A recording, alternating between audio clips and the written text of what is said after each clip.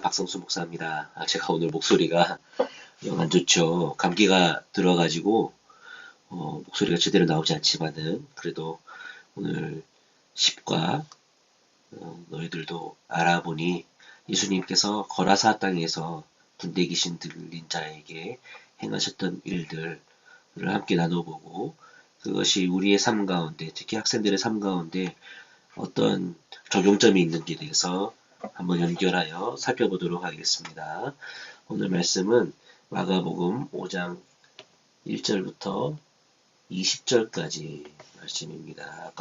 아까 말씀드린 것처럼 이 이야기는 바로 이 거라사 땅에 있는 군대 귀신 들린 사람을 고치신 예수님의 이야기에 대해서 나와 있는데 세 가지 화자의 관점에서 말하고 있는데요. 첫 번째는 군대 귀신, 두 번째 귀신 들렸던 자,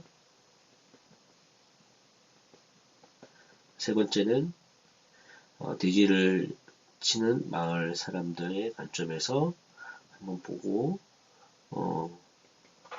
그것을 우리의 삶 가운데 어떻게 할 것인가에 대해서 나눠보도록 할 것입니다. 자, 아이스 브레이크 타임입니다. 아이스 브레이크. 함께 가고 싶은 사람이라는 것이죠. 아래 활동을 함께 하고 싶은 사람은 누구인가요? 그 이유는 무엇인가요?에 대해서 최고로 상심했을 때 나를 위로해 줄 수 있는 함께 눈물을 흘려주는 사람 누군가? 놀이동산에 같이 가고 싶은 사람은 누군가? 무인도에서 함께 할 수 있는 영리하고 수완이 비상한 사람, 멈추는 사람은 누구인가? 내 고민을 말하고 동정심 있고 이해심 있고 내 말을 섣부르게 판단하지 않는 그런 사람이 누군가에 대해서 하는 것인데 각 반에서 하도록 하고 한 사람이 여러 번 겹치지 않도록 이렇게 말씀해 주시고 우리 학생들이 아니면 반이 아니더라도 반이 사람이 모자랄 수 있잖아요. 3명까지 있으면 4명이 안 되기 때문에 교회 안에서 아니면은 자기들 가족 안에서 이렇게 해가지고 각각 이 어떤 사람이 누구신지 그 이유는 무엇인지에 대해서 함께 나눠볼 수 있는 시간일 수 있으면 좋겠습니다. 넘어가겠습니다. 자, 숲으로 한 사건 세 이야기입니다. 한 사건은 무엇이냐? 한 사건은 거라사인 이야기. 세 이야기는 그 세 화자, 세 가지 관점에 대해서 말하고 있는 것입니다.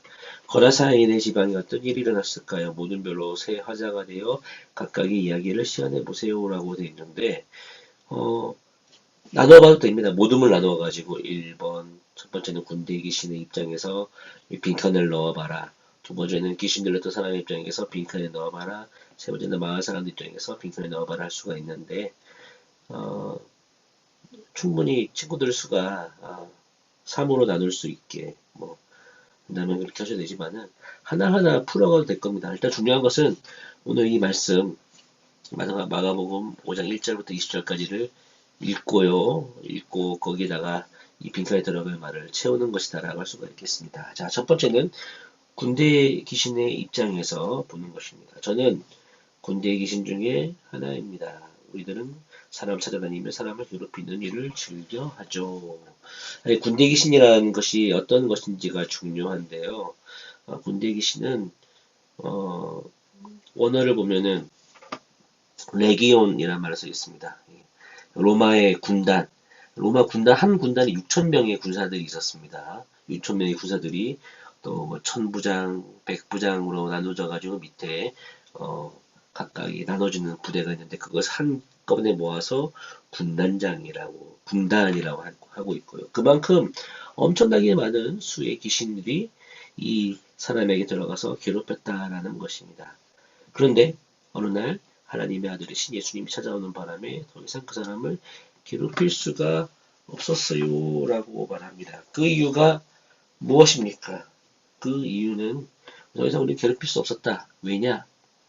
왜냐하면 그분은 하나님의 아들이시기 때문에 우리가 그분의 명령을 어길 수가 없어요. 영영 어길 수 없었다.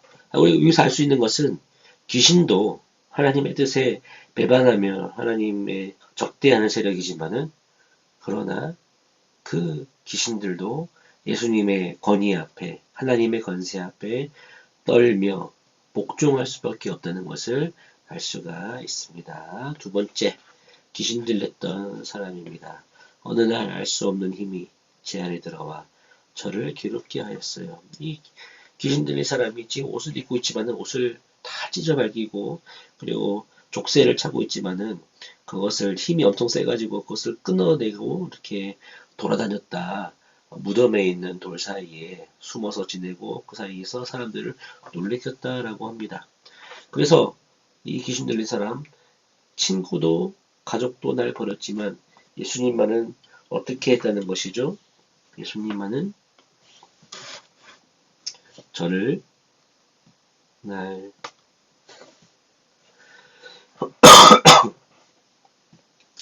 찾아오셨고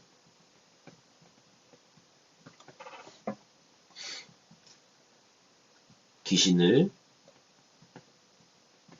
쫓아내셔서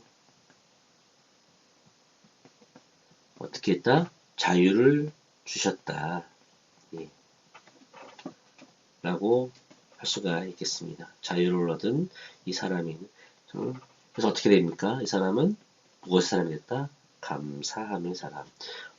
그러면 이 귀신들은 뭐죠? 어떻게 하고 있죠? 두려워 떨고 있죠. 두려움에 빠졌다. 예. 다음 이쪽 세 번째 라무로와 관련이 있기 때문에 이렇게 한번 해보는 겁니다.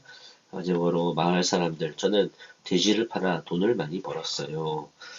이 거라사 지방은 이방인 지역입니다. 이방인 지역이기 때문에 이스라엘 사람들은 돼지를 불결한 짐승이라 해가지고 먹지도 않고 키우지도 않고 깔지도 않았지만은 그 주변에 있었던 이방 사람들은 돼지를 먹고 팔았다고 합니다. 그 돼지에 대한 이야기가 탕자 이야기도 나오죠. 먼 나라에 가서 돼지를 키우다가 지엽 열매를 그것도 먹지 못해서 결국 아버지를 죽고 왔다라고 관련돼 있는데 자 어느 날 예수님이 마을에 오게 되었어요. 그저 어떤 일이 일어났습니까? 예, 뭡니까? 돼지가 이 보면은 이 돼지들이 다 어디 들어가 있죠? 물속에 들어가 있습니다. 왜 들어갔습니까? 예수님께서 귀신 들린 자의 안에 있었던 군대 귀신들을 다 돼지로 집어넣어서 그 돼지들이 양떨어지 아래 물로 다 빠졌기 때문에 예수님께서 우리 마을에 오게 되자 어떻게 됐습니까? 우리는 쫄딱 망했어요. 예, 망했어요. 라고 합니다. 그래서 어떻게 했다? 우리는 예수님을 쫓아내었다. 쫓아냈어요. 그렇게 한 겁니다. 자, 이 사람의 마음 가운데는 어떤 마음이 남아있을까요? 예, 원망입니다. 자, 이런 일을 통해서, 귀신에게는 무엇이 남았다? 두려움, 그리고 귀신 들렸던 사람에게는 감사하는 마음, 그리고 마을 사람들에게는 원망의 마음이 남아 있었다. 과연 우리는 어떤 마음을 가지고 해야 될 것인가? 라고 하는 것이 바로 네 번째, 사람마다 달라요. 라고 하는 것을 볼 수가 있습니다. 자, 새 화자가 예수님을 어떻게 생각할지 한 문장으로 표현해 보세요. 군대 귀신이 말하는 예수님은 어떤다? 예수님은 어떤 분이시다? 예수님은 두려운 분이시다. 그런데 귀신 들렸던 사람이 말한 예수님은 어떤 분이시다? 예수님은 참 감사한 분입니다. 감사한 분입니다. 왜 나의 모든 이 고통을 해결하셨다. 고통을 해결하신 분이십니다. 그러나 마을 사람들은 어떻습니까? 마을 사람들이 말하는 예수님은 우리를 망하게 하신 분이세요. 라고 할 수가 있고, 예수님은 우리에게 막대한 손해를 하신 분이세요 라고 할 수가 있겠죠. 자, 이 세 사람들의 어떤 말씀드리기를 두려움, 감사, 그리고 원망과 피해 의식이라는 겁니다.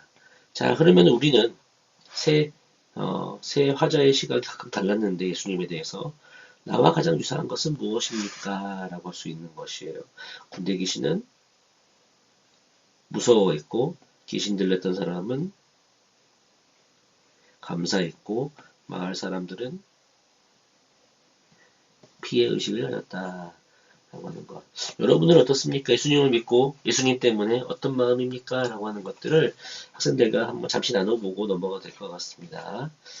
예, 나의 모습 중 아래 세 가지 유형에 해당하는 것이 있는지 한번 봅시다. 무서워형. 당신은 하나님을 두려움의 대상으로 생각합니다. 예, 하나님을 두려워할 수가 있습니다. 하나님을 경외하라고 성경에 말하고 있습니다. 경외하는 말이 무엇이냐면은 경건하게 두려워하라는 말이라 할 수도 있겠죠. 무서워한다는 말이지만은 그러나 하나님을 경외함에는 친밀함과 더불어서 사랑의 마음이 함께하면서 가야 되는 것입니다. 사랑과 감사와 두려움이 함께하는 것이 하나님을 향한 온전한 예배의 마음인데 그런 사랑이나 혹은 경외하는 마음이 없이 두려움만 가진다면 분명히 문제가 있는 것이에요. 하나님과 친밀함을 방해하는 것이 무엇일까요? 무엇이 있겠습니까? 하나님과의 관계를 보시다면은 첫 번째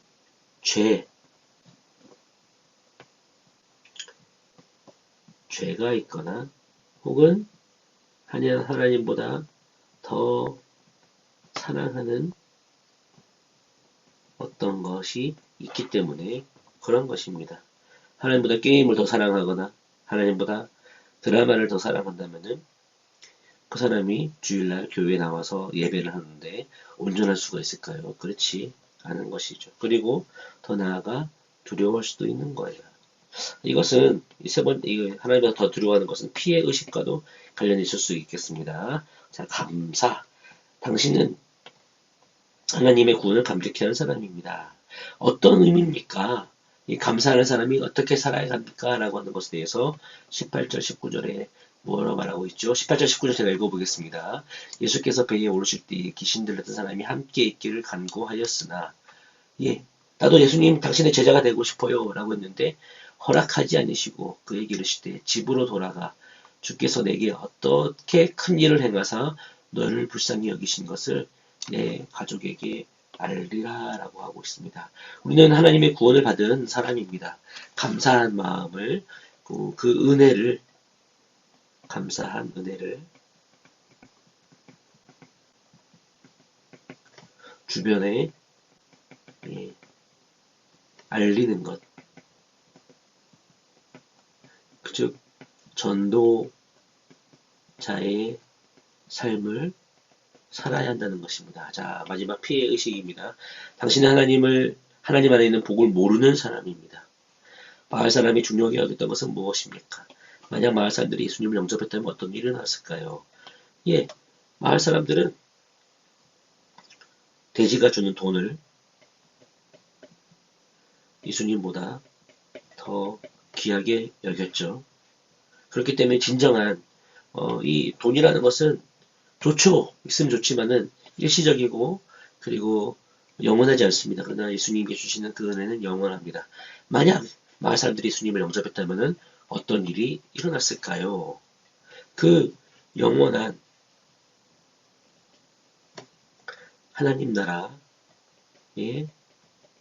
복음을 알고 참된 평안과 안식을 누리며 소망 가운데 살 수 있었다라고 말할 수가 있을 것입니다. 자, 우리도 한번 우리 스스로의 모습을 돌아봤으면 좋겠습니다. 하나님을 두려워하십니까? 아니면은 하나님보다 다른 더 사랑하는 것이 있어서 그것 때문에 피해 의식이 있거나 진짜 우리가 누려야 할 은혜를 놓치고 있지는 않습니까? 감사하는 마음들, 하나님께서 나를 구하셨네 라고 하는 감사하는 마음으로 하나님이 크신 은혜를 경험하고 그 은혜를 전할 수 있는 우리들이 될 수 있도록, 그리고 학생들이 될 수 있도록 함께 이 오늘 함께 할 이 교재 공과를 잘 나누시기를 바랍니다. 예, 감사합니다.